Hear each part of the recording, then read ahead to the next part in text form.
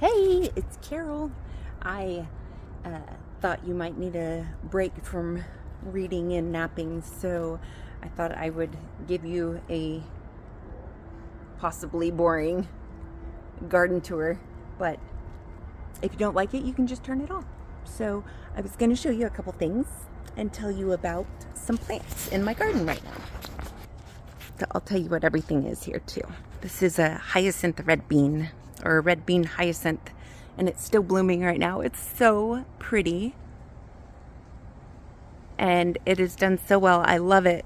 I love the dark colored leaves on it and the little purpley veins. I know you probably know the scientific name for those, but I'm very unprofessional here. Here are the little beans once they're done and go into seed. They're so pretty, but not edible. And I've got a little blue plumbago over here that's very sad right now. This is a pineapple guava that has never bloomed or made a guava, but I'm still holding out hope. Here's what it should look like when it blooms. Then we've got a peach tree. That's something planted in my compost. This is a citrus that I smuggled back from seeds from Italy because I'm an eco-terrorist, as you say. This is a little Ann Magnolia that hopefully should bloom with some pink flowers in the spring. And then right here, this tall thing is a jacaranda. I can't believe how big it's gotten since I got it. It was just like maybe a foot or two tall, about the same size as the one I got you guys, and it's just shot up. I need to actually replant it. It's so tall. Let's see here. Ooh, hang on. I'm gonna zoom out. Okay. Oh, more citrus, and then these hollyhocks. Also, if you have any advice or thoughts or ideas on anything here, I am open to all of those. I think that maybe some hollyhocks are biennials, and I'm guessing these must be because they're massive, but they haven't given me any flowers this year despite fertilizing them with a flower fertilizer. This is the last of the Greg's Blue Mist flowers, but the bees and pollinators and everybody has loved these this year.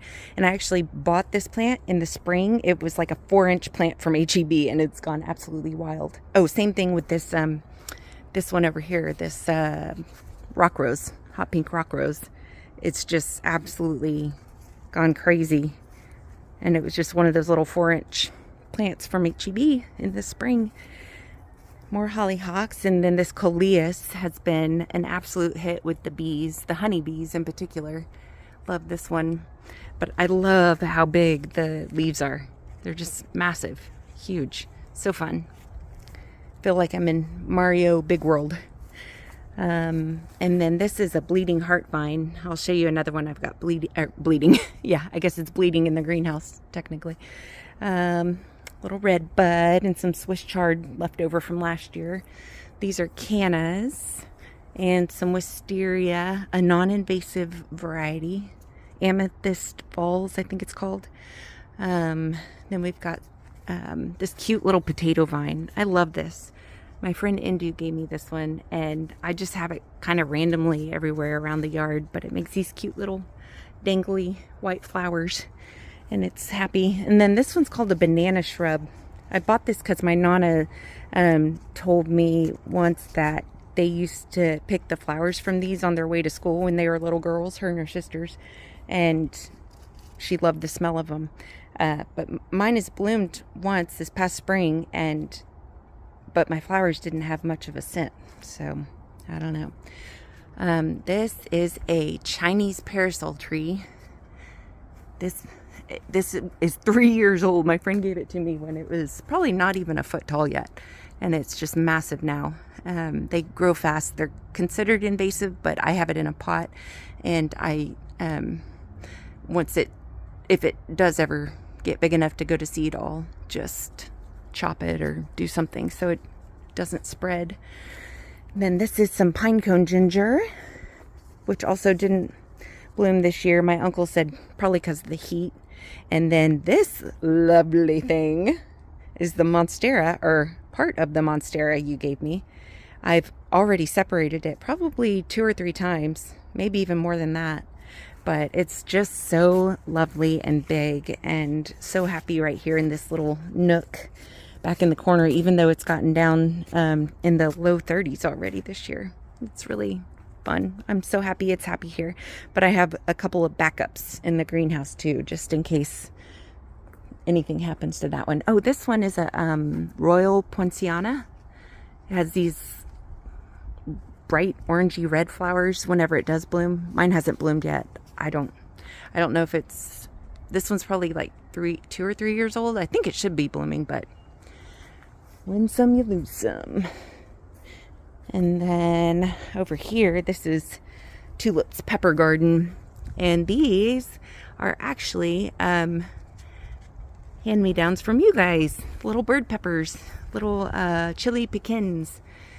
And she loves these. She loves these so much that she will hardly even touch other peppers now. And she asks for them all day, every day. So it's fun to give those to her. They're going dormant now, but I also have another one in a pot in the greenhouse. These little guys have been cute this year. Giardia. I think that, no, I'm pretty sure I'm saying that wrong. I'm pretty sure Giardia is like a bacteria or something. But they've been cute. It's the same, whatever Indian blanket is, but it's just a different variety. And then I've got some yarrow down here. And this little Mother of Millions has been happy in the ground. More coleus. Coleus, right? Yeah, coleus. Oh, and then let me tell you about this one. This right here, I pulled one out of this other pot that I had the other day. It's beautiful. It has these like big, beautiful white flowers, kind of like Queen Anne's lace a little bit. And I looked it up, and Google said it was highly toxic. And so I got my gloves on and a mask and everything in a baggie, and I pulled it out of a different pot I had it in and sacked it up and trashed it. And I didn't realize until later that I got the seeds from the Denver Botanic Garden, because I planted this one right here, and it says unknown. Kind of fuzzy on the video. It says unknown from DBG, Denver Botanic Garden. I thought it was a phlox, but it's not. Seeds look similar. Anyway, so apparently it is white snake root, and it's highly toxic, and it is what they believe killed Abraham Lincoln's mother. So interesting fact. But I got it from Denver Botanic Garden from seed. And I just remembered the other day they had a poison garden there, kind of as a little specialty garden last year. So that's where that came from. Mystery solved. And then over here, ooh, okay, this is some blue salvia, but also, is this beet leaves? This is only my 2nd year growing veggies, so I'm not great at identifying things yet. Turnips, maybe turnip greens. Okay, I think those cook down. Also, like other greens. So, and then I've got some foxglove biennials. So these will hopefully bloom next year. I hope. And then this is a little mini moonflower. Look how cute the little seed pods are. They haven't opened yet, but they look a little bit different than the regular moonflower seeds.